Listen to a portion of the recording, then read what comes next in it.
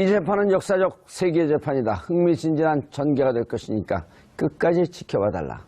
박영수 특검은 이재용 삼성전자 부회장 재판에 대해 이렇게 말했습니다.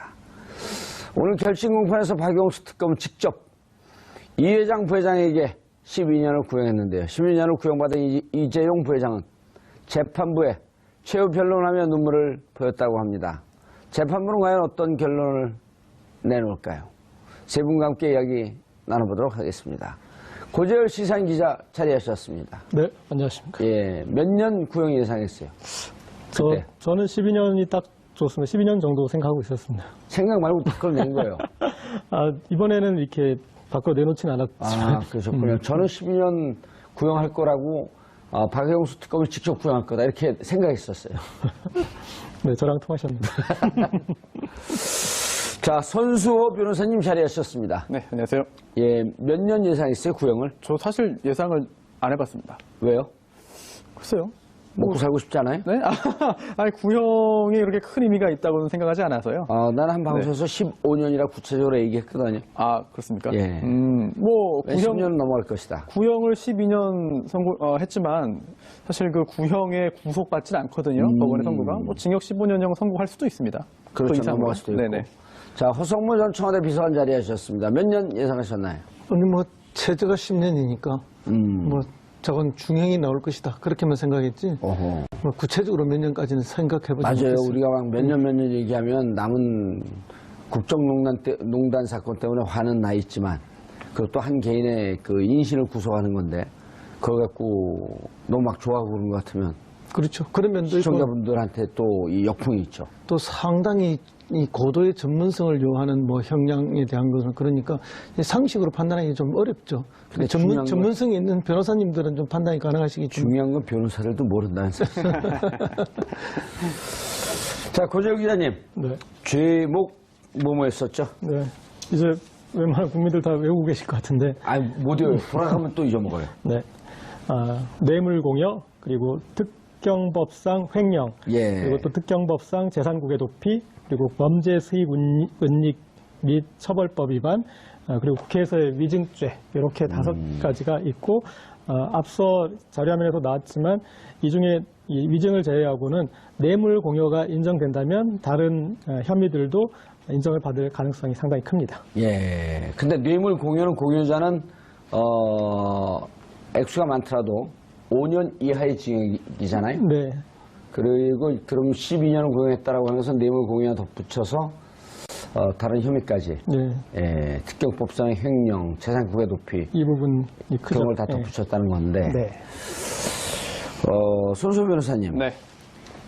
액수 예를 들어 횡령, 재산국외 도피 이런 게 다 유죄라고 본다면 네.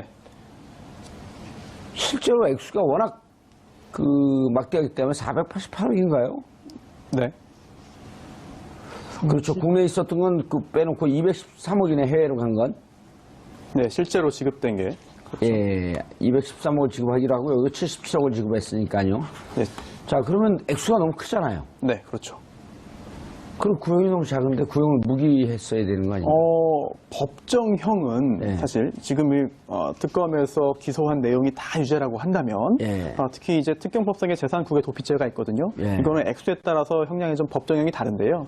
지금 이 상황이라고 한다면은 최대 무기징역까지도 가능은 합니다. 법정형상. 그렇죠. 그런데 이제 법조문에 있는 그런 법정형과 여러 가지 요소를 고려해서 그 선고 가능한 그런 그 범위는 또 다를 수 있습니다. 그래서 특검에서 여러 가지 요소를 잘 고려한 것으로 보이고요. 또 하나 오늘 이제 검사가 특검이 의견 진술을 합니다. 그런데 그 의견 진술을 나누면은요, 굳이 나눠보자면은 첫 번째가 논고가 있겠고요, 두 번째가 구형이 되겠죠. 그러면서 이야기들을 쭉 밝혔습니다. 왜 이렇게 구형하는지.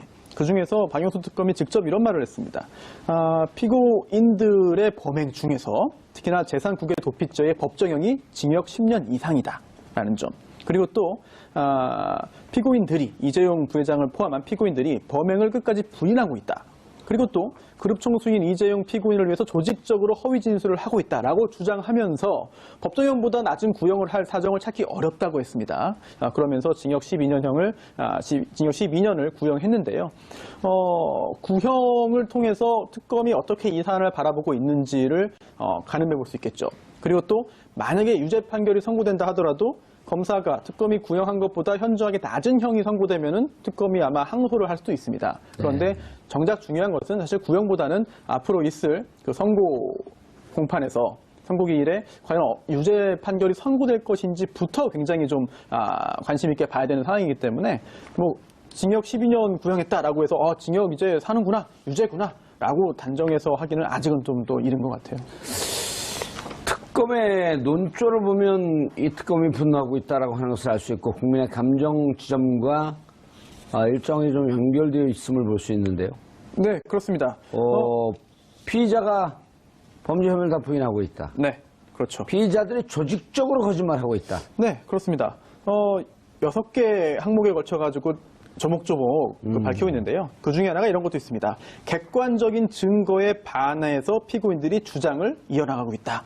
그리고 또 여러 차례 피고인들의 주장이 번복되기도 하였다. 아하. 또한 수사와 재판의 진행 단계에 따라서 여러 차례 변경되었다. 예. 이런 걸 볼 때 허위 주장이라고 볼 수밖에 없다라고 하고 있고요. 예. 그리고 또 객관적인 물증에 반하는 진술을 하고 있기 때문에 이런 것들은 믿을 수 없다라고 하면서 굉장히 비난을 하고 있습니다. 예. 그리고 또 하나, 지난번 블랙리스트 사건 때도 판결문에 언급이 되었습니다만 이번에도 역시 특검이 이런 주장을 하고 있습니다. 헌법적 가치가 크게 훼손되었다라는 점, 이렇게 하고 있고요. 그리고 또 하나, 2008년에 에버랜드 사건 판결이 있었습니다. 2008년도 에버랜드요? 네, 삼성 에버랜드. 예. 그때 삼성이 이렇게 대국민 사과했는데요. 국가기관에서 여러 차례 허위 진술을 한 점에 대해 매우 부끄럽고 죄송스럽게 생각한다. 예. 라고 사과했다는 점을 이번에도 인용을 했습니다. 예. 그러면서 최근에 국정원 주도 댓글 사건의 구체적인 자료가 공개된 것처럼 훗날 이 사건에 대해서도 머지않아 객관적인 자료들이 더 드러날 가능성이 있다라는 언급까지 덧붙였거든요. 특검에서 굉장히 강하게 오늘 이야기를 했습니다. 예. 그 2008년도 에버랜드 사건이라고 하는 것이 95년서부터 시작된 이재용한테 재산 승계, 상속, 네. 불법 상속. 큰 틀에서는 이번 사건과 맥이 다 있는 다 거죠. 있죠. 예, 다 있습니다. 그러면 그 십수년 동안 사실은 종국적으로 한 1조가 넘는 돈이 가면서 세금 낸 건 26억. 26억인가요? 아유 얄미워. 네, 편법으로 경영권을 승계하고 예. 재산을 넘겨받으면서 어떻게 하면 법을 좀 잘 활용해서 예. 이용해서 재산적인 손실을 최소화할 것이냐 이거를 노력해가지고 결국 성공시킨 거죠. 1조 정도, 1조만 봐도 증여 하나 상속하게 되면 근 4천억? 한 40%쯤 되는 거 아니에요? 증여 상속세는? 네. 야, 그걸 26억으로 입을 막았다는 거 아니에요? 그리고 결국 그게 유죄가 됐고, 그 대국민 사과했고, 이게 다 연결이 된 거거든요? 그렇죠. 그때 완성되지 않은 후계 승계 과정을 이번에 완성하는 과정. 그렇습니다. 결국은 이제 그 승계 과정에 내야 될 뭐 정여세라든지 상속세라든지 이런 것들이 있는데 증여세. 예, 이런 부분들을 정확하게 하지 않고 어떻게 이제 우리 현행법의 그런 부족한 부분들을 잘 피해서 편법으로 이렇게 하려 하는 그런 방법을 찾다 보니까 그 편법을 넘어서 이제 탈법과 불법을 동시에 진행하게 되는 거죠. 예. 그러다 보니까 이제 이게 엄청난 대가를 치불하게 되는 거죠. 예. 그래서 이번에 뭐 오뚜기 사건도 있었지만은 오뚜기 사건이 아니죠. 그쪽은 이제 뭐 상속세를 제대로 내서 칭찬을 받는데 이제 삼성이 지금까지 보여줬던 이런 이제 편법을 활용한 어떤 정여나 이런 것들이 결국은 대한민국의 다른 기업들에게도 모델이 돼서 똑같은 어떤 불법 편법들을 동원하게 만드는 사례를 보여주는 게 돼서 우리나라 전체의 기업 문화를 아주 나쁘게 끌고 가는 그런 예들이 되는 게 더 안 좋은 거 아닌가 저는 그렇게 봅니다. 이게 이제 자본주의가 발달된 미국이나 유럽 같은 경우에는 반자본주의적 법률 갖고 이런 경우는 아주 엄청난 주의에 취하고 처하고 실질적으로는 이런 범죄를 저지른 그 자들은 자국에 입국조차 못하게 하거든요. 왜 반자본주의적 법이라고 하는 것은 결국 그 자본주의에 살고 있는 국민들 무차별 다수가 다 피해자가 된다는 거 아니에요? 그렇습니다. 그렇기 때문에 이제 엄격하게 관리를 해야 되는데 거기에 비하면 우리나라는 뭐 저기 어쨌든 재벌들에게 너무나 관대한 나라였다. 그리고 어떤 뭐 실정법을 위반해서 실제 뭐 구속이 되고 또 뭐 처벌을 받아도 금방 사면 복권을 통해서 다시 경영권에 복귀할 수 있도록 해주는 이런 일들이 반복되고 있기 때문에 이번에야말로 그 고리를 예. 정말로 끊어내야 되는 거죠. 알겠습니다. 고재열 시사인 기자, 그리고 네. 손소 변호사님, 허성모 평론가 함께 말씀 나누고 있고요. 시청자 여러분들께서도 샵5400으로 다양한 의견 보내주시기 바라겠습니다. 지금 페이스북 라이브로도 시청하실 수 있습니다. 네. 고재열 기자님, 일단 집에서 촉소리가 자꾸만 나요. 말을 하고 싶어. 이쪽도 좀 봐주세요. 예. 알겠습니다. 예. 여기 2명, 이쪽은 1명. 공평과세. 네. 일단 이제 청취자분들이 좀 쉬운 언어로 예. 상황을 좀 설명드리면 지금 삼성의 이 변명이 후퇴해서 에버랜드 그 판결대로 후퇴한 것 같습니다. 그러니까 에버랜드 때도 최종 판결은 결국은 그런 이제 그런 실정법 위반이 있었다 하더라도 그 사안에 대해서 당시 뭐 이재용 그 본인 자체는 모르고 이 에버랜드 경영진이 덤터기를 썼거든요. 맞아요. 다 네. 꼬리 자르기. 네. 예, 그러니까 회장님은 모르셨습니다. 예. 회장님 바보입니다. 그런데 이제 그때 이재용 부회장의 나이가 27살이었는데 만 27세였는데 지금 만 49세예요. 지금도 몰라요. 지금도 이제 똑같은 논리로 회장님 아무도 것도 모르시고 예. 귀하게 자라가지고 어디 가서 이렇게 싫은 소리도 한 번 안 들어보셨는데 예. 이렇게 상처만 받으신 분이다. 이제 그런 논리로 가고 있다라는 거다고. 그다음에 또 하나는 이게 박근혜 전 대통령이 탄핵당하고 구속당하는 과정과 비슷하게 이렇게 전개되고 있는데 모든 것을 부정하면서 하나도 부정 못하는 게 됐어요. 그리고 지금 이렇게 보면은 이제 특검도 이렇게 얘기하는 것들이 삼성의 전제가 이 그런 것에 이제 하다 보면 박근혜 전 대통령의 경우도 어떤 벌어진 사실에 대해서는 일정 정도 인정을 하고 그리고 본인이 먼저 이 퇴진을 결정하거나 그랬으면 사태가 여기까지 오지 않았을 텐데 지금 예. 모든 것이 부정됐지 않습니까? 그런데 지금 이재용 부회장 관련 재판도 그렇고 그러니까 기억하시는 게 처음에 이 국정조사 청문회 나와서는 그냥 이 최순실이 누군지도 모르고 국가 민족을 위해서 한 일이라 그런 식으로 얘기를 했어요. 그런데 중간에는 이제 박근혜 전 대통령의 강요했다 그러다가 어느 순간 이제 최순실 씨의 강요라고 그러고 알지도 못했다고 했던 그 사람의 강요라고 그러고 그리고 분명히 박근혜 전 대통령을 만난 사람도 이재용 부회장이고 그리고 그룹과 관련해서 정경련을 탈퇴하겠다느니 뭐 여러 가지 그런 중요한 결정을 내렸던 미전실 해체하겠다는 판단을 한 사람도 이재용 부회장인데 이 사람은 그냥 얼굴마다일 뿐이다 그런 얘기를 하고 이렇게 모든 것이 바뀌고 있기 때문에 재판부로서 어떤 삼성 쪽의 주장에 대해서 신뢰할 그런 근거가 전혀 없는 것 같습니다. 그러니까요. 전체 재판 진행 과정을 보게 되면 물론 복잡 단안한 과정을 거쳐왔지만 논점이 계속 중요한 논점이 바뀌어오지 않았나요? 그렇죠. 지금 예. 기자님 말씀하신 대로 삼성 측의 대응이 약간씩 상황에 따라 변하고 있습니다. 예. 그런 점이 재판부가 심증을 형성하는 데 있어서 일정한 영향을 미칠 것으로 어떻게 보이죠. 변했나요? 삼성. 네, 처음에는 정말 모른다고 했죠. 아무것도 모른다라고 했습니다만 좀 변하서 최종적으로는 미안하다. 하지만 이재용 부회장은 모르는 일이다라고 정리가 됐습니다. 그렇죠. 그리고 또 오늘 피고인이 이재용 부회장만 있는 게 아니었거든요. 기타 다른 그 삼성 전 현직 고위 임원들도 예. 있었는데 그들도 이렇게 말합니다. 최재성 전 실장 같은 경우에도 저희가 있다면 저에게 물어라. 라는 말을 합니다. 결국은 그렇게 정리가 된 거예요. 근데 처음부터 그렇게는 안 했거든요. 물론 피고인들이 재판을 받으면서 처음부터 진실을 다 말해야 되는 의무는 없습니다. 결국 본인에게 가장 유리한 쪽으로 방어 활동을 하다가 결국 점점 물러나는 경우는 있습니다만 이처럼 중요한 사안에서 그리고 또 우리나라 최고 기업에서 거의 그 총수와 근접해 있는 이런 직에 있었던 사람들이 과연 이렇게까지밖에 대응을 못하겠느냐 하는 점에 대해서는 여러 가지 안타까운 점이 들죠. 허성모 비서관님. 네. 결국은 뇌물죄를 적용시키는데 그 특검이 상당한 노력과 시간을 기울였죠. 그렇죠. 그리고 뇌물죄가 성립이 돼야만이 특경법상의 횡령, 특경법상의 재산국회 도피 이런 하나의 퍼즐이 맞춰지는 과정이기 때문에 그 다음에 뇌물죄라고 하는 것은 결국은 이 국정농단의 핵심인 박근혜 최순실과 연결되는 또 브릿지가 되고 그렇습니다. 뇌물죄가 결국은 핵심이겠죠. 예, 저는 뭐 뇌물죄가 인정될 거라고 봅니다. 물론 이제 그 가장 직접적인 그 시인, 그러니까 이제 박근혜 전 대통령과 이재용 부회장이 줬습니다, 받았습니다는 그런 직접적 진술은 없죠. 그런 거는 뇌물죄에서는 없잖아요. 그리고 뭐 끝까지. 달라줄게 이런 직접적인 뭐 그거는 없지만 지금 중앙 증거는 사실 차고 넘치지 않습니까?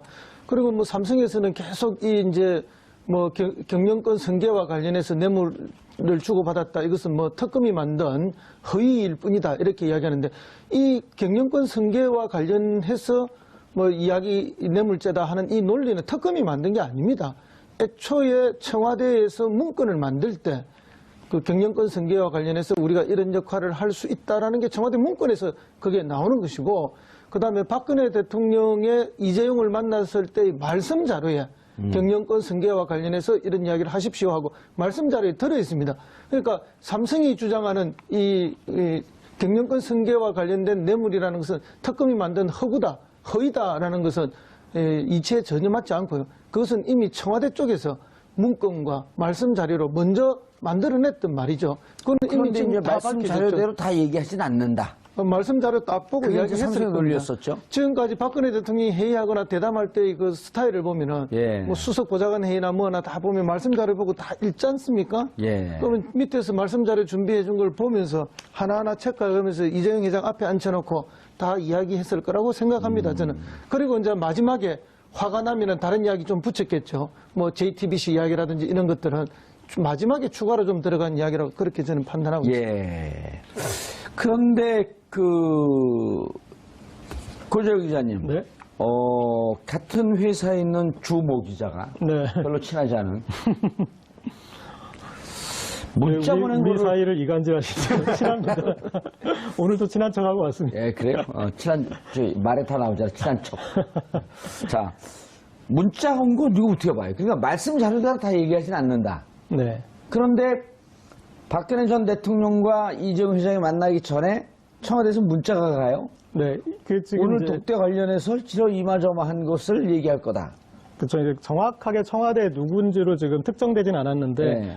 청와대에서 온 것으로 이제 이 보이는 그 문자에 참고할 수 있도록 여러 가지 어떤 지침을 주는 내용들이고, 그리고 이제 표현도 장충희 선배님 뭐 이런 식으로 선배님이라고 해서 이렇게 한 그런 문자가 있었고요. 그러니까 장 선배님, 그러니까 장충기 실장한테 보낸 거죠? 네네. 이게 청취자분들이 좀 이해하기 쉬웠다면 이제 좀 그럴 것 같습니다. 그러니까 뇌물죄라는 게 이 대부분의 뇌물죄에서는 대부분 다 준 적도 없고 받은 적도 없다고 하고요. 그렇죠. 그리고 사실은 돈이 왔다 갔다 하는 것 증명하는 것 자체가 힘듭니다. 맞습니다. 네, 그런데 이번 사건은 돈이 왔다 간 거에 대해서는 삼성이 단 1원도 부정을 못했어요. 그러니까 돈은 일단 돈에 갔어. 대해서는 예. 계산이 끝나고, 그리고 약속된 돈도 있었고, 그 다음에 이제 돈의 성격인데 예. 그 성격은 이미 문영표 전 보건복지부 장관, 홍한선 전 이 기금운용본부장 국민연금 거기에서 이것은 그 관련해서 이 삼성물산 제일모직 합병 관련한 그런 그 국민연금의 판단에 이거는 잘못된 판단, 인위적인 잘못, 판단이었다. 예. 그거에 대한 법적인 판단도 이미 있습니다. 그래서 유죄가 나왔죠? 네. 네. 그렇기 때문에 이 사안에 대해서 형식적인 틀로는 이미 성립이 돼 있고 그것을 삼성이 부인할 수 있느냐 없느냐 이 부분인데, 그래서 삼성이 여러 가지 디테일로 들어갔었는데 그 디테일에서 제가 봤을 때 부정한 것은 없는 것 같습니다. 심지어 말 세탁 관련 부분도 마지막에 정유라한테 이렇게 까이지 않았습니다.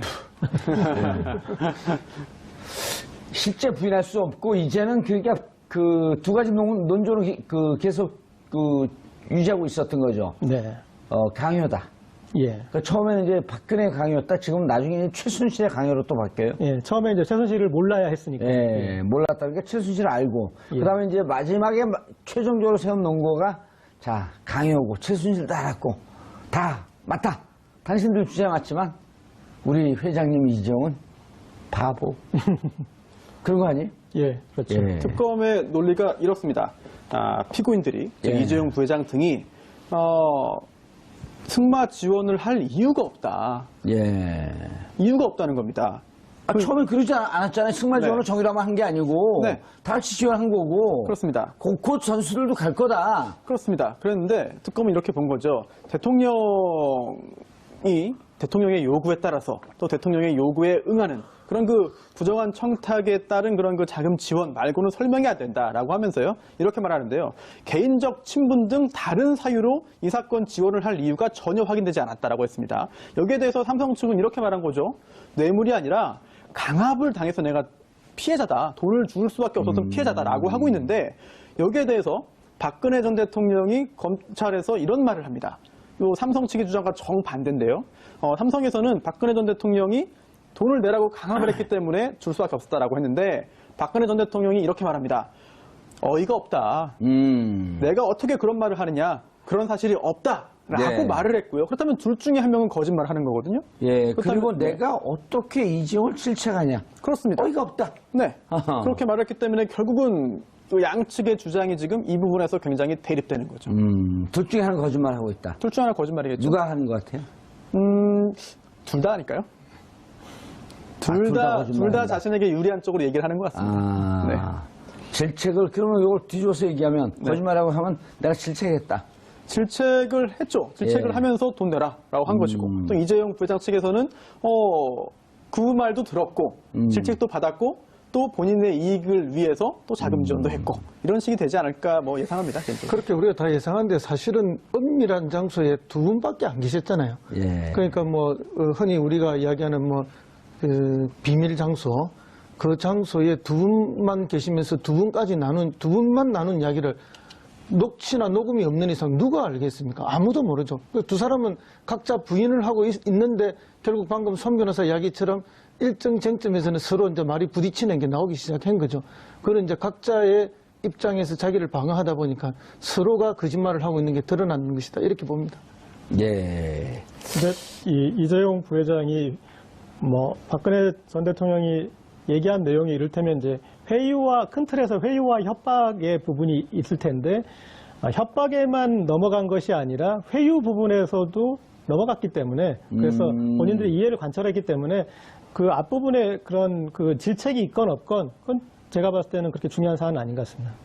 그게 무슨 얘기죠? 회유나 질책? 그러니까 이 삼성 관련해서 요구 사항만 예. 관련해서 이렇게 언급하고 그 부분만 구현됐다면 삼성과 이재용 부회장은 강요만 당한 피해자가 되는데 이 분명히 말씀 자료에서도 삼성 경영권 승계라는 부분이 있고 그 부분이 이제 회유 부분이잖아요. 그러니까 거래를 한다면은 이 박근혜 전 대통령이 줄 수 있는 부분이고 그 부분에 대해서 이 말이 오갔다라고 추정할 수 있는 말씀 자료 근거들이 있고 예. 그래서 그 부분에 대해서 실제적으로 이재용 부회장이 실을 받기 때문에 회유와 협박이 동시에 작동한 그런 사건으로 볼 수밖에 없을 것 같습니다. 자, 삼성이 작전과 전략을 쓰면서 그때 이제 결정적으로 벽에 부딪혔던 게 이제 이런 게 있었단 말이에요. 아까도 잠깐 얘기를 했지만 말씀 자료를 증거로 들이대니 대통령의 말씀 자료대로 다 얘기하는 것은 아니다. 왜냐하면 단둘이 있었기 때문에 녹취도 안 돼 있겠죠. 녹취가 있었다고 한다면 훨씬 더 혐의 입증이 수월하죠. 근데 대통령이 박근혜 대통령 들어서서 그때 2013년에 부품 구입비를 받더니 대구에서 생산되는 몰카 안경을 몇 대 구입했단 말이에요. 시계도 구입했죠. 시계도 구입했고 몰카 박근혜 시계. 대통령이 그거를 차고 들어가진 않았을까요? 증거를 남기기 위해서 나중에 오래 가려면 걸 대비해서 손수 변호사가 아주 고통스러운 웃음을 짓고 네? 있네요. 아니 뭐 그 부분은 상상하기 예. 뭐 좀 어려운 측면이 있어 보이고요. 그리고 이제 그러고 또 그 하나 그때 이제 특검이 벽에 부딪 네. 곤혹스러웠던 건 행정관이 말씀 자료 어떻게 만들었냐 그랬더니 네. 언론을 보고 제 생각을 적은 겁니다. 네. 그 안에서 조직적으로 이것이 이루어졌다라고 하는 것을 부인한 거란 말이에요. 네, 그렇습니다. 특검도 오늘 이런 이야기를 했죠.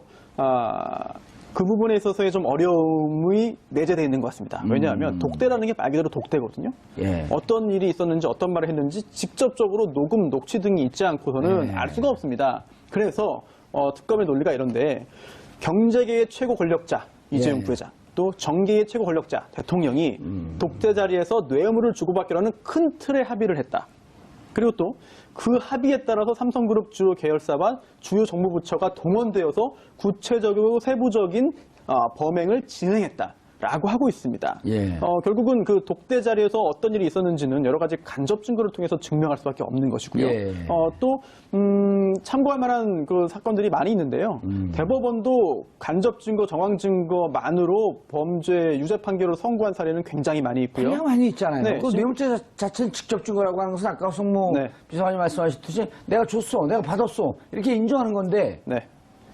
그런 게 존재하는 게 오히려 예외적이고요. 예. 또 심지어 살인 사건 같은 경우에도 시신이 없어도 간접 증거만으로 유죄 판결을 선고한 사례가 있습니다. 시신이 없어도 그럼요. 예, 시신이 없지만 간접 증거만으로 살인죄 유죄 판결을 선고해서 대법원에서 확정된 사례까지 있거든요. 예. 물론 그때 대법원은 이렇게 말합니다. 살인죄처럼 굉장히 법정형이 무거운 범죄의 경우 살인은 아니지만 이 해당 범죄도 무기징역까지 가능하기 때문에 무거운 법정형이 무거운 범죄로 들어갈 수 있겠는데요. 이런 경우에도 직접 증거 없이 간접 증거만으로 유죄를 인정할 수 있다. 다만 하나하나의 간접 사실 사이에 모순과 저촉이 없어야 되고 예. 간접 사실이 논리와 가금칙, 과학 법칙에 의해서 뒷받침되어야 한다라고 단서는 달고 있어요. 그렇다면은 직접 증거가 없어서 무죄라고 연결시킬 수는 없고 간접 증거가 얼마나 체계적이고 일관되고 빈틈이 없느냐에 따라서 얼마든지 독대 자리에서 무슨 일이 있었는지에 대한 녹음 녹취가 없다 하더라도 유죄 판결을 선고할 수 있는 상황이죠. 허성문 비서관님, 그런데 이제 이렇게 벽에 부딪힌 삼성의 그 특검의 전략이 결국은 정유라라고 하는 또 다른 휴민트, 인적 자원의 결정적 증언. 그렇습니다. 이게 이제 재판부의 마음을 또 움직였을 거 아니에요? 그때까지만 해도 삼성은 최순실을 모른다. 그 다음에 우리 말이었다. 근데 자기만을 위한 말이었다. 이 말을 말 세탁하는 과정에 삼성이 모를 리가 있겠냐? 모를 리가 없죠. 그거는 뭐 이미 박성진 전무가 날라가고 그랬잖아요, 독일로? 전무가 나가고 이제 그 사실은 그 휴대폰이 남아 있지 않았습니까? 예. 그래가지고 그 기록들이 다 남아 있는 것이고요. 그리고 이제 말을 바꾸는 과정에서 이제 소유권을 넘겨주고 이렇게 세탁하는 과정에 사실은 그 최순실 씨가 그런 정도의 아주 디테일한 기교를 부릴 만한 능력이 있느냐. 이렇게 보기 매우 어렵죠. 삼성의 절대적인 협조 없이는 그게 가능하지 않을 것이다 보고요. 문제는 또 그 말 자체가 그냥 이 말에서 저 말로만 바꿔준 게 아니고 그에 차액이 발생합니다. 그 차액 부분을 어쨌든 최순실 씨가 일부 부담하는 형식을 취했고 말 소유권을 넘겨주는 방식에서 이 돈을 삼성이 다시 받지 않죠. 예. 그대로 그냥 저쪽으로 넘겨주는 방식이 됐고 이렇기 때문에 이 부분에 있어서 삼성이 몰랐다는 건 말이 안 되는 거고요. 삼성이 적극적 개입 없이 말 세탁이 있을 수가 없는 것이기 때문에 이건 뭐 재판부에서 충분히 판단할 수 있다고 저는 봅니다. 전소 변호사님. 네. 저희가 수차례 이 자리에서도 얘기를 했지만은, 그런데 게다가 마지막 지점에 가서 캐비넷에서 결정적인 또 스모킹건, 결정적 자료가 나왔는데, 네. 그때 이제 김영환 수석 때부터 2014년 6월, 즉, 이건희 현 회장이죠. 근데 이번에 재밌는 증언들이에요. 장충기 이런 분들이 이건희 회장이 살아계셨더라면? 네. 그 말은 참 중요한 말인데요. 시중에 떠도는 농담이 하나 있습니다. 예. 지금 농담 중에 하나가 뭐가 있는 거면은, 돌아가셨는데, 살아 계신데 돌아간 것처럼 하는 분이 계시다. 근데 그분은, 세월호 사건 때, 무슨죠? 유병원. 예, 유병헌 씨, 유병헌 씨. 선박회사 주인이죠. 예. 예, 유병헌 씨고, 살아있는데 돌아가신 것처럼 하고 있다. 살아있는데 돌아가신 것처럼 하고 있다. 그런 이야기고, 돌아가신 것 같은데 아주 건강하게 살아있는 것처럼 하는 분이 한 분 계신데, 그것이 이건희 회장이다. 돌아가실래야 돌아가실 수가 없다. 왜? 경영권 승계가 마무리가 안 됐기 때문에. 예. 이런 게 시중에서 떠도는 그냥 이야기거리예요. 그건 뭔가 하면은 삼성의 승계 구도가 그만큼 절박하다는 것을 보여주는 이야기거든요. 그러니까 이제 지금 방금 그런 이재용 부회장의 입에서도 나오고 그 삼성의 주요 임원들의 입에서도 뭐 살아계셨을 때 이런 실수가 나오는 것은 그만큼 이미 뭐 돌아가신 거나 마찬가지로 생각하고 있다는 거죠. 물론 급하게 이제 건재하실 때로 바꿨지만 특히나 그 캐비넷 문건 중에 저는 이 부분은 굉장히 중요한 부분이라고 생각되는데요. 삼성 경영권 승계 국면을 활용 이런 게 나왔습니다. 그게 물론 누가 어떻게 활용한다는 건지는 정확하게 나오지 않았습니다만 짐작은 가능하겠죠. 삼성의 경영권 승계 국면이기 때문에 정부에서 과거 정권에서 그 국면에서 뭔가 이익을 주면서 경영권이 제대로 승계될 수 있게 이익을 주면서 그로 인해서 뭔가 이득을 자신들이 얻자. 그렇게 해석이 되지 않습니까? 예. 그거 말고 다른 독해가 가능한지 잘 모르겠거든요. 그렇다고 한다면 지난번에 발견된 그 캐비넷 문건 중에도 이번 사건에 있어서 유죄 판결의 증거로 활용할 만한 것들이 없지 않을 것 같습니다. 예, 그리고 뭐 그 말씀은 좀 이따 하고 김종 전 문체부 차관은 박상진 전 사장으로부터 박 전 대통령이 이재용 부회장에게 정유라가 올림픽에 나갈 수 있도록 지원해달라고 요청했다고 해서 깜짝 놀랐다. 네. 이런 진술을 했어요? 김종 전 차관이 거짓 진술을 할 지금 상황이 아니죠. 이미 유죄 받았잖아요. 네. 예. 특별히 거짓 증언을 할 상황이 아닌데 그러다 보니까 좀 더 신뢰할 수 있지 않겠느냐 생각됩니다. 특히나 내용 자체가 박근혜 전 대통령이 이재용 부회장에게 정유라 올림픽 출전 지원 요청을 했다는 얘기인데요. 그걸 전에 들었다는 거잖아요. 물론 전에 들은 것이기 때문에 과연 어디까지 증거 능력이 인정될지는 구체적인 그 재판 진행 사항을 봐야 되겠습니다만 어찌되었든 김종 전 차관이 이런 증언을 했다는 것 자체만 해도 박근혜 전 대통령이 삼성에게 뭔가 정유라 관련된 언급을 했다는 증거로 쓰일 수가 있어요. 반면 삼성 측에서는 정유라 관련된 이야기는 전혀 오간 바가 없다라고 예. 하고 있거든요. 누구 말이 더 맞을지, 누구 말이 더 신빙성이 높은지는 재판부가 판단을 해야 되겠죠. 허정원 비서관님. 네. 그리고 그 캐비넷 문건에서 우병우 비서관이 지시했다라고 하는 이 영상. 당시 파견 행정관이죠. 그렇죠. 선임 행정관 지금 대검 부장검사로 가 현직 있고 검사고. 지시로 자기가 자료를 모아서 쓴 것입니다. 정책에 반영됐을 것으로 알고 있습니다. 그렇죠. 이렇게 지원했단 말이에요. 그렇습니다. 그 우병우. 지금 이제 특검의 전략은 그러니까 이제 중앙지검의 전략은 삼성 뇌물수수 재판이 끝나고 뇌물죄의 유죄를 끌어내고 난 다음에 그 다음 단계의 전략이 뇌물죄가 나게 되면 이제 박근혜 대통령과 공유자와 수수자가 따로 떨어져서 결정이 나는 경우는 없잖아요. 공유자가 그렇습니다. 유죄인데 예. 그 수수자는 또 더 큰 그렇죠. 제목이죠. 예. 예. 그건 이제 또 뭐 10년 이상의 징역 막 이렇게 되니까 빠져나올 수가 없는데 그러면은 그 다음의 전략은 결국은 우병우에 대한 재수사로 가지 않겠냐 이렇게 이제 시중에서 예측을 하고 있는데 너무나 당연한 수순이라고 저는 봅니다. 왜냐하면 청와대에서 비서관이나 수석이 그 문건을 작성하는 경우가 거의 없습니다. 직접 작성하는 경우가. 수석이나 비서관들의 지시에 의해서 행정관이 다 문건 작성을 합니다. 예. 그러면 이제 비서관이나 수석은 그걸 검토를 하고 또 뭐 거기에 대해서 수정을 하게 지시한다든지 아니면 또 결재를 통해서 종결하도록 한다든지 이렇게 되는 것이거든요. 예. 그렇기 때문에 이 행정관의 진술은 제가 볼 때 완벽하게 맞는 진술이라고 보고요. 그러면 이제 지금 국정농단 예. 관련해서 기획자가 우병우 수석일 가능성이 매우 높다는 거죠. 청와대 민정수석실이 기획자일 가능성이 매우 높다는 거죠. 그렇죠. 삼성 승계 과정에 네. 정부가 직접적으로 관여하고 그렇죠. 뭐 이것뿐만 아니라 뭐 어쨌든 그 재단을 만들고 돈을 모으고 모든 걸 하는 이 과정 전체가 예. 막 그러하다고 봅니다. 그러면 그 대단한 일들을 최순실 혼자 했겠느냐? 또는 최순실을 도왔던 고영태 일당 몇 명이 했겠느냐 봤을 때 그 사람들은 뭐 그냥 좀 실무 실행자 수준에 불과하고 전에도 한번 우리 고 기자님 말씀하셨지만 거대한 전문가 기획 집단이 있어야 되는데 그것을 딴 데서 한 것이 아니라 청와대 민정수석실이 했다고 보여지는 증거가 바로 그런 문건에서 나오는 것입니다. 예. 그렇다고 한다면 이제는 그 다음 칼날은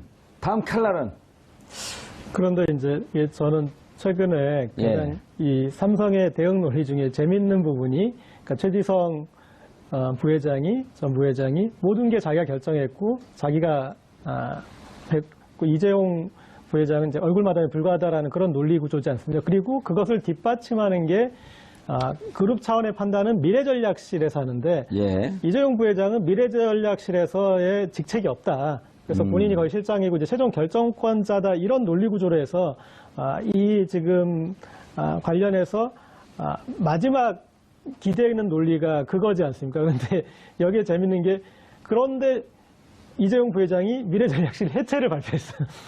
그러니까 직제상 이렇게 최지성 전 부회장보다 미쳐야 되는데 미전실 해체를 발표해버리니까 언제 발표했죠, 그게? 이 사안 이제 과정에서 발표하지 않았어요. 그런데 그런 논리구조상 모순이 되니까 그것에 대해서 해체를 발표한 이유가 또 최지성 전 부회장의 이 자문을 받아서 해체를 했다. 그래서 이것도 결정한 사람이 다시 최지성 전 부회장이다. 이제 그런 논리를 만들었거든요. 그러니까 도망치다 보니까 그런 논리까지 만들었고, 그 다음에 여기에 이 범죄, 이 전체적인 뇌물수수 사건의 행위를 보면은 안종범 전 수석이나 김종 전 차관은 행동 과정에서 활동을 하는 사람이에요. 그리고 본인들이 지시를 받아갖고. 누차 지적하지만 본인의 지시권자는 박근혜 전 대통령과 정부였고, 최순실 씨에 대해서는 모른다 이런 일관하고 있고, 그런데 이제 그런 그 과정이 형성되는 구조, 거기에서 그러나 어떤 정교한 기획이 있었는데 돈을 주는 쪽이 기획이 독일로 역외금융을 이용해서 여러 가지, 그리고 최소한 명분을 확보하는 그런 과정을 기획한 게 있다면 그런 받는 과정에서의 또 기획 과정에 대해서 그것은 이제 궁금했었는데 우병우 전 수석실에 있는 그런 이제 문건으로 통해서 이 부분이 채워지고 있다 지금 볼 수 있을 것 같습니다. 손수호 변호사님, 그런데 이제 이게 항상 우리가 이 재판, 그 역사적인 재판, 국정농단, 그 다음에 권력기관과 기득권 주요 이제 권력자들의 재판을 보면 뻔히 국민의 상식으로는 유죄인데 무죄나 혹은 형을 형량 그 5개 혐의 중에 이제 서너 개는 빠져나가면서 이렇게 재판부가 얘기한단 말이에요. 혐의를 입증하기에 증거가 충분하지 않다. 당신들이 유죄라고 하는 거 알겠어. 근데 내가 봐도 유죄야. 근데 검찰 증거를 조금 더 찾아오지? 왜 증거를 조금밖에 못 찾아왔어?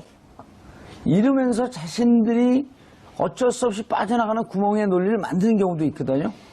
그렇죠. 뭐 형사재판의 기본 원칙상 유죄의 확신을 가질 수 있을 정도가 아니면 유죄 판결을 선고할 수 없거든요. 그렇기 때문에 해당 재판부가 빠져나가려고 그런 판단을 한 것인지 아니면 실제로 객관적으로 본 결과 그런 판단을 한 것인지 뭐 둘 다일 수 있겠습니다만 이번에도 재판부의 판단이 굉장히 좀 궁금한 상황이고요. 그리고 아까 그 연결해서 말씀드리면은 증거가 부족하냐, 그리고 또 이번에 삼성 측의 논리가 과연 믿을만하냐, 증거 관련해서 특검은 이렇게 보고 있어요. 총수의 전위 조직인 미래전략실 실장이 총수의 승인 없이 독단적으로 자금 지원했다는 것은 경험칙에도 반하고 상식에도 반하는 궁색한 변명이다라고 하고 있고요. 여기에 더해서 그동안 다른 기업도 과거의 그 기업 범죄에서 총수를 살리기 위해 전문 경영인이 허위 자백한 경우가 많이 있다. 이번도 그렇게 지금 보고 있습니다. 그러면서 피고인 이재용을 살리기 위한 차원에서의 허위 주장에 불과하다라고 하고 있고요. 게다가 이러한 상황으로 지금 특검은 보고 있기 때문에 피고인 5명에게 구형을 하면서도 이런 표현도 썼습니다. 이거 굉장히 중요한데, 참작할 만한 정상이 전혀 없다. 그리고 좀 전에 의원님 지적하신 대로 최근 재벌 총수들에 대한 형사재판에서 법의 원칙과 상식, 또 양형 기준에 따라서 엄정한 처벌이 이루어지고 있다라고 하면서 유죄 판결을 선고될 경우에 중형을 선고하여야 된다고 지금 재판부를 일종의 그 압박을 하는 게 아닌가, 이런 생각도 듭니다. 지난번에 조윤선 블랙리스트 판단할 때 허성무 비서관님 7명 중이죠? 7명이었나 6명이었나요? 다 뭐 유죄 판결이 나왔죠. 근데 다 유죄가 나왔고 조윤선만 딱 빼갖고 그때도 이거 있었잖아요. 증거가 부족하다. 그렇죠. 직접 지시하고 관여했다는 증거가 부족하다 이렇게 나왔는데, 지금 이제 그런 했다고 볼 증거가 부족하다. 그대로 여기도 지금 이제 삼성 대리인들이 뭐 그렇게 만들어가는 게 아닌가 이렇게 싶은데요. 다만 여기서 제가 하나만 붙이고 싶은 건 뭔가 하면은, 그러면 애초에 이런 논리로 가려고 했으면은 구속되기 전에 최지성이 뒤집어 써야 되는 거 아닙니까?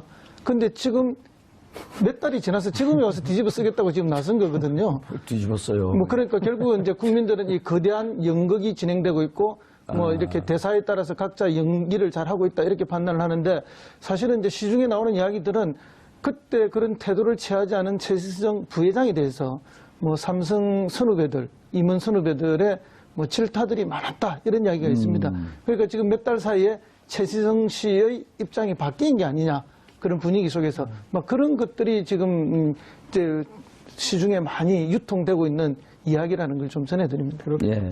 삼성 이제 전직 임원들이 그런 생각을 했던 거는 저런 까닭인 것 같습니다. 미래전략실의 전신이 구조본이고 또 구조본의 전신이 삼성 비서실이지 않습니까? 그런데 이 이름을 계속 바꿔왔지만 구조본일 때나 비서실일 때나 지금 또 미래전략실일 때나 똑같은 것은 삼성의 미래전략을 고민하고 그룹에 나아갈 바나 그런 걸 고민하는 역할보다 가장 중요한 것은 총수 일가의 이익을 대변하는 곳이었습니다. 그리고 뭐 경영 승계나 그런 부분들을 관여했던 것이고 구조본이 언제 깨졌냐? 삼성 비자금 사건 때 깨지지 않았습니까? 그리고 또 비서실이 언제 깨졌냐? 이재용 상속 관련 부분에서 문제가 됐을 때 그것을 깨고 구조본이 됐다가 비자금 문제가 돼서 깨고 그랬는데 이런 그룹의 컨트롤 타워를 둔 이유가 그룹의 총수 일가의 이해를 대변하기 위해서 만들어졌기 때문에 거기에서 최지성 전 부회장이 본인 스스로 그룹을 위해서 결정했다라고 하는 것들은 뭐 어떤 성립하기가 힘든 것 같습니다. 아까 특검이 말한 경험칙이란 것은 삼성 안에서도 그동안의 그런 역사를 통해서 증명된다고 볼 수 있을 것 같습니다. 예, 손소 변호사님. 네. 재판부가 어떤 판단을 할까요? 이게 이제 삼성 입장이 왔다 갔다 하는 걸 재판부가 다 할까요? 당연히 알고 있겠죠. 그리고 알고 무죄 때리면 어떡할까요? 물론 피고인들은 본인을 방어하기 위해서 여러 가지 행위를 할 수 있습니다. 그 피고인 자체는 본인에 대해서는 네. 법정에서 자기가 자기 방어하기 위해서 이건 법적으로 보장이 된다는 거 아니에요? 거짓말을 하든 뭐라든. 그럼요. 예, 위증도 아니죠. 뭐 예. 증언은 또 하지도 않았으니까. 그렇기 때문에 당연히 그럼 본인의 권리를 행사할 수 있는 것이고 예. 중요한 것은 피고인들은 당연히 그럴 수 있습니다. 그게 또 정상입니다. 그렇다면은 특검이 증거로서 유죄를 입증해야 되고 재판부는 그러한 증거에 입각해서 엄격하게 판단을 하게 되는데 오늘 계속 이야기가 나옵니다만 당시에 뇌물을 주고받을 때의 독대 자리에서의 뭐 녹음, 녹취 등등이 직접적으로 없는 이상 어쩔 수 없이 여러 가지 간접 증거, 정황 증거 등을 통해서 입증할 수밖에 없고요. 또한 그러한 증거들이 잘 서로 어우러져서 충분히 유죄 판결을 하기에 충분한 심증 형성이 가능하다라고 한다면 얼마든지 유죄 판결을 선고할 수는 있습니다. 결국은 물론 현대 사법 체계의 기본 전제이기도 합니다만 결국은 재판부가 판사가 법관이 어떻게 판단하냐에 따라서 모두가 수긍할 수밖에 없는 상황이 되는 것이고요. 그리고 또 1심 이제 1심 판결 선고가 되는 거 아니겠습니까? 예. 결과가 어떻게 나오든지 간에 결국은 양측 다 아마 항소를 어느 쪽이든 항소를 할 겁니다. 적어도 한쪽은. 그렇다면 이 재판은 다시 항소심도 올라가고 또 상고심도 올라가고 그렇게 한참 또 더 진행이 되어야 결과가 나오겠죠. 최종적으로. 허성모 비서관님. 네. 처음에 이제 이게 1차 영장이 기각됐을 때 그리고 2차 영장이 발부됐을 때 1차 때는 없었던 재산 국외 도피가 있었단 말이에요. 네. 그걸 보고 삼성 변호인 쪽에서 아차 하는 생각을 했다는 얘기도 이제 나중에 나온 거 그렇죠. 아니에요? 네. 야, 이거 그냥 뇌물 공유는 싸기 때문에 뇌물 공유로 갔어야 되는 거 아니냐. 재산 국외 도피까지 이게 몽창 하나 이미 77억으로 나간 거니까. 그럼 그 70억으로 도대체 어디서 나갔지? 정상적인 돈이 나간 거야? 아니죠. 그러다 보니까 회사 돈을 냈어. 그럼 횡령? 다 줄줄이 걸렸기 때문에. 독일로 보냈으니 또 국외 도피가 되고. 예, 국외 도피가 됐고. 그 다음에 두 번째. 비서진들이나 회사의 핵심 측근들이 독박을 쓰면서 회장님은 몰랐다. 라는 논리로 갈 거라고 예상을 했는데 재판 대응은 또 그러지 않았었단 말이에요. 근데 가다가 또 이렇게 바뀌었어. 왜 이렇게 바뀌는 과정이 나왔을까요? 그러니까 맨 처음에 미전실이나 삼성 측 변호인들이 전략을 잘못 세운 것이 아닌가. 지금 상황에 따라서 전략이 자꾸 바뀌거든요. 그렇기 때문에 이게 그 대응하는 팀에서 전반적 큰 그림을 애초에 못 그리고 있었던 것이 아닌가 그런 생각이 들고요. 처음에 좀 안이한 판단도 했을 거다. 만약에 이게 이렇게 구속으로 가고 그다음에 뇌물죄뿐만 아니라 다른 죄로 엄하게 처벌받을 가능성이 높다라고 판단했으면 애초에 최지성 부회장이 이 모든 걸 내가 책임지고 했다라는 방식으로 해서 정리를 했을 가능성이 높은데 예. 그렇게 안 해도 우리가 충분히 빠져나갈 수 있다라는 판단 때문에 판단의 그런 오류 때문에 여기까지 대응이 잘못되고 끊임없이 전략이 수정되는 오는 과정이 아닌가. 그러면서 자기 논리에 자기가 스스로 빠져버린 이런 식의 삼성의 대처가 굉장히 좀 생각보다 좀 부족한 그런 것들이 나타났다. 그 큰 삼성이 관리의 삼성이 이것밖에 안 되나 하는 게 지금 법조계 주변에서의 지적이거든요. 그럴 만큼 이 전략의 혼돈이 계속 반복되고 있는 것이 아닌가 이런 생각이 듭니다. 손 변호사님. 네. 실제로 이렇게 그 전략이 계속 바뀌었다라고 하는 것은 어찌 보면 혐의가 분명하기 때문에 이것을 빠져나가기 위해서 했던 전략이 갈팡질팡할 수밖에 없었다? 네. 라고 볼 수도 있는 거 아닐까요? 특검은 당연히 그렇게 주장을 계속 하고 있습니다. 아. 피의자로 불러서 진술을 할 때의 이야기와 진술과 피의자 신문 당시의 진술과 이 재판 과정에서 변호인이 했던 이야기가 다르고요. 또 점점 계속 몇 번씩 바뀝니다. 이런 걸 볼 때 믿을 수 없다. 최종적으로 이제 마지막으로 한 이야기가 처음 했던 이야기가 많이 상당히 달라져 있거든요. 그렇다면 이게 본인의 잘못을 인정해서 논리를 이제 실토한 것이 아니라 잘못을 실토한 것이 아니라 무언가를 숨기기 위해서 끝까지 지금 사실이 아닌 허위 진술들을 하고 있다라고 하는 것이 박용수 특검이 오늘 했던 이야기이고요. 예. 결국 최종 판단은 법원이 하겠습니다만 계속 이야기가 달라진다고 하는 것은 삼성 측에서는 유리하지 않은 것이죠. 예, 며칠쯤으로 지금 그 선고를 예상하나요? 27일이 구속기간 이제 만료인데요. 예. 그렇기 때문에 그 전에 선고기일이 지정될 것으로 보이고 또 뭐 형사소송법에 보면은 2주 내에 예. 2주 내에 선고하도록 되어 있습니다. 그럼 오늘 지금 종결을 하면서 네. 선고기를 언제로 잡진 않았나요? 잡았을 건데요. 네, 오늘 재판이 아직 안 지정을 할 끝났네? 수도 있고 예. 아니면은 뭐 그 후에 다시 통지하겠다라고 할 수도 있죠. 둘 다 가능합니다. 근데 아직 오늘 재판은 이미 끝나지 않았나요? 그러니까 그렇죠. 끝났는데 선고기일 이야기가 없는 걸 봐가지고는 예. 정하지 않은 것 같은데 추후에 따로 정해서 그 문서로 통보할 수도 있죠. 예. 하지만 구속기간이 27일이기 때문에 그 전에는 선고기일이 지정될 것으로 보입니다. 그러니까 아직까지 또 속보가 안 들어오는 거 보니까 지정이 되지 않았는데 2008년에 에버랜드 사건 판결이 있었습니다. 2008년도 에버랜드요? 네, 삼성 에버랜드. 예. 그때 삼성이 이렇게 대국민 사과했는데요. 국가기관에서 여러 차례 허위 진술을 한 점에 대해 매우 부끄럽고 죄송스럽게 생각한다. 예. 라고 사과했다는 점을 이번에도 인용을 했습니다. 예. 그러면서 최근에 국정원 주도 댓글 사건의 구체적인 자료가 공개된 것처럼 훗날 이 사건에 대해서도 머지않아 객관적인 자료들이 더 드러날 가능성이 있다라는 언급까지 덧붙였거든요. 특검에서 굉장히 강하게 오늘 이야기를 했습니다. 예. 그 2008년도 에버랜드 사건이라고 하는 것이 95년서부터 시작된 이재용한테 재산 승계, 네. 상속, 네. 불법 상속.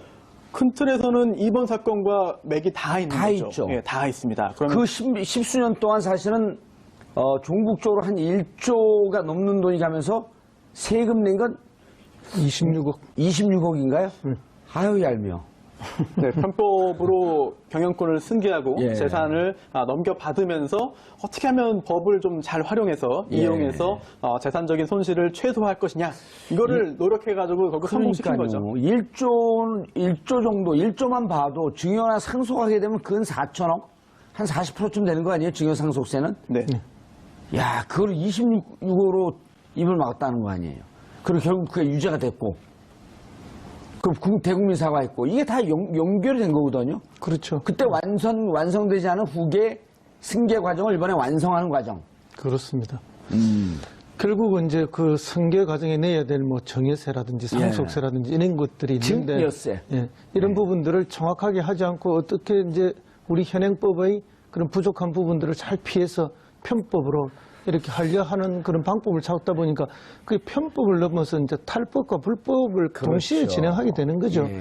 그러다 보니까 이제 이게 엄청난 대가를 치불하게 되는 거죠. 예. 그래서 이번에 뭐 오뚜기 사건도 있었지만은 오뚜기 사건이 아니죠. 그쪽은 이제 뭐 상속세를 제대로 내서 칭찬을 받는데 이제 삼성이 지금까지 보여줬던 이런 왠지. 그 중에서 박용수 특검이 직접 이런 말을 했습니다. 피고인들의 범행 중에서 특히나 재산국외 도피죄의 법정형이 징역 10년 이상이다라는 점. 그리고 또 피고인들이 이재용 부회장을 포함한 피고인들이 범행을 끝까지 부인하고 있다.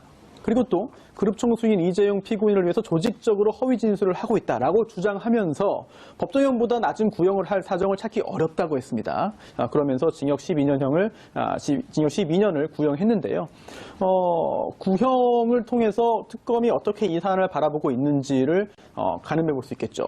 그리고 또 만약에 유죄 판결이 선고된다 하더라도 검사가 특검이 구형한 것보다 현저하게 낮은 형이 선고되면은 특검이 아마 항소를 할 수도 있습니다. 그런데 정작 중요한 것은 사실 구형보다는 앞으로 있을 그 선고 공판에서 선고기일에 과연 유죄 판결이 선고될 것인지부터 굉장히 좀 관심 있게 봐야 되는 상황이기 때문에 뭐 징역 12년 구형했다라고 해서 징역 이제 사는구나, 유죄구나라고 단정해서 하기는 아직은 좀 더 이른 것 같아요. 특검의 논조를 보면 이 특검이 분노하고 있다라고 하는 것을 알 수 있고 국민의 감정 지점과 일정이 좀 연결되어 있음을 볼 수 있는데요. 네, 그렇습니다. 피의자가 범죄 혐의를 다 부인하고 있다. 네, 그렇죠. 피의자들이 조직적으로 거짓말하고 있다. 네, 그렇습니다. 6개 항목에 걸쳐가지고 조목조목 밝히고 있는데요. 그 중에 하나가 이런 것도 있습니다. 객관적인 증거에 반해서 피고인들이 주장을 이어나가고 있다. 그리고 또 여러 차례 피고인들의 주장이 번복되기도 하였다. 아하. 또한 수사와 재판의 진행 단계에 따라서 여러 차례 변경되었다. 이런 걸 볼 때 허위 주장이라고 볼 수밖에 없다라고 하고 있고요. 그리고 또 객관적인 물증에 반하는 진술을 하고 있기 때문에 이런 것들은 믿을 수 없다라고 하면서 굉장히 비난을 하고 있습니다. 그리고 또 하나, 지난번 블랙리스트 사건 때도 판결문에 언급이 되었습니다만 이번에도 역시 특검이 이런 주장을 하고 있습니다. 헌법적 가치가 크게 훼손되었다라는 점, 이렇게 하고 있고요. 그리고 또 하나, 이제 편법을 활용한 어떤 정여나 이런 것들이 결국은 대한민국의 다른 기업들에게도 모델이 돼서 똑같은 어떤 불법 편법들을 동원하게 만드는 사례를 보여주는 게 돼서 우리나라 전체의 기업 문화를 아주 나쁘게 끌고 가는 그런 예들이 되는 게 더 안 좋은 거 아닌가 저는 그렇게 봅니다. 이게 이제 자본주의가 발달된 미국이나 유럽 같은 경우에는 반자본주의적 법률이라고 이런 경우는 아주 엄청난 중형에 취하고 처하고 실질적으로는 이런 범죄를 저지른 그 자들은 자국에 입국조차 못하게 하거든요. 왜 반자본주의적 법이라고 하는 것은 결국 그 자본주의에 살고 있는 국민들 무차별 다수가 다 피해자가 된다는 거 아니에요? 그렇습니다. 그렇기 때문에 이제 엄격하게 관리를 해야 되는데 거기에 비하면 우리나라는 어쨌든 재벌들에게 너무나 관대한 나라였다. 그리고 어떤 실정법을 위반해서 실제 구속이 되고 또 처벌을 받아도 금방 사면 복권을 통해서 다시 경영권에 복귀할 수 있도록 해주는 이런 일들이 반복되고 있기 때문에 이번에야말로 그 고리를 정말로 끊어내야 되는 거죠. 알겠습니다. 고재열 시사인 기자 그리고 손소 변호사님, 허성모 평론가 함께 말씀 나누고 있고요. 시청자 여러분들께서도 샵5400으로 다양한 의견 보내주시기 바라겠습니다. 지금 페이스북 라이브로도 시청하실 수 있습니다. 네. 고재열 기자님. 일단 집에서 촉소리가 자꾸 나요. 말을 하고 싶어. 이쪽도 좀 봐주세요. 알겠습니다. 여긴 2명, 이쪽은 1명. 공평과세. 네.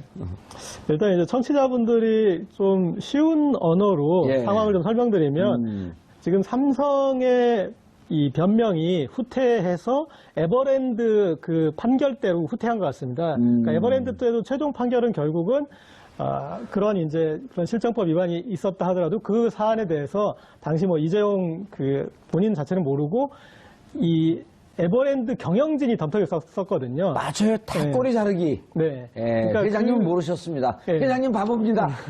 그런데 이제 그때 이재용 부회장의 나이가 웬만한 국민들 다 외우고 계실 것 같은데. 못 외워요. 돌아가면 또 잊어먹어요. 네.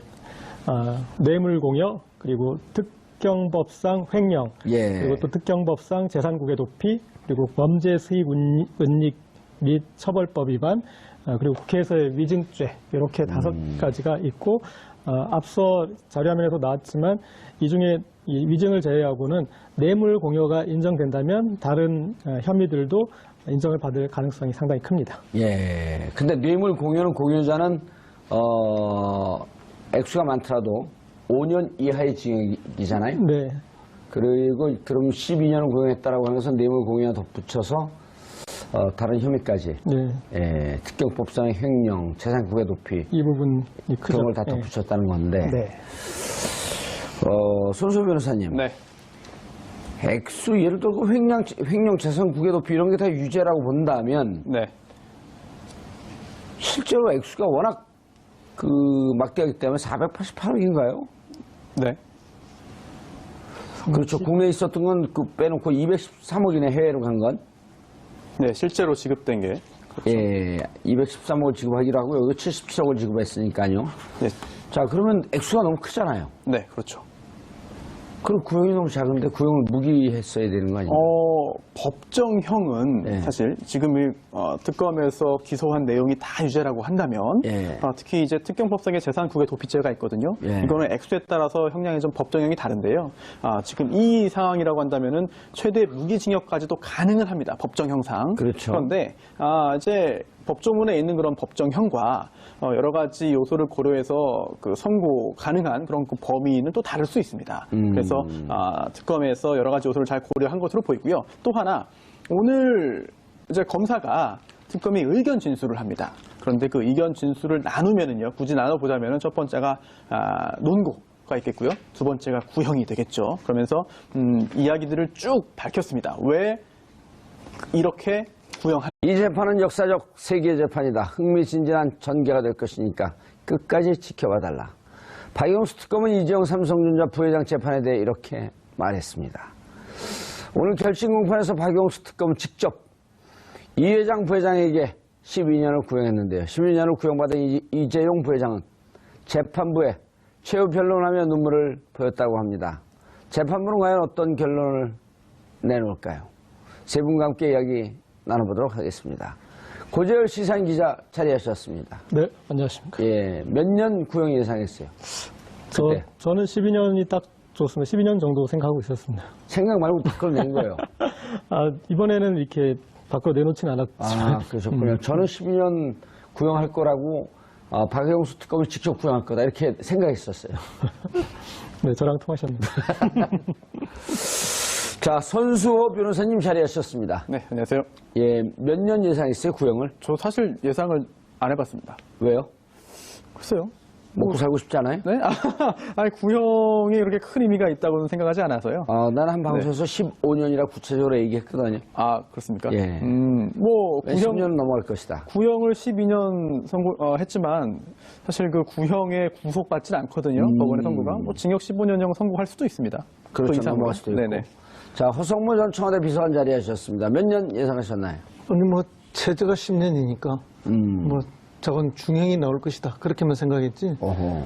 구체적으로 몇 년까지는 생각해보지 맞아요. 못했어요. 우리가 막 몇 년 얘기하면 남은 국정농단 사건 때문에 화는 나 있지만 그것도 한 개인의 그 인신을 구속하는 건데 그거 갖고 너무 막 좋아하고 그런 것 같으면 그렇죠. 그런 면도 있고 시청자분들한테 또 이 역풍이 있죠. 또 상당히 이 고도의 전문성을 요하는 뭐 형량에 대한 것은 그러니까 상식으로 판단하기 좀 어렵죠. 근데 중요한 건- 전문성이 있는 변호사님들은 좀 판단이 가능하시겠지만 중요한 건 변호사들도 모른다는 사실. 자, 고재욱 기자님. 네. 죄목 뭐였었죠? 네. 이제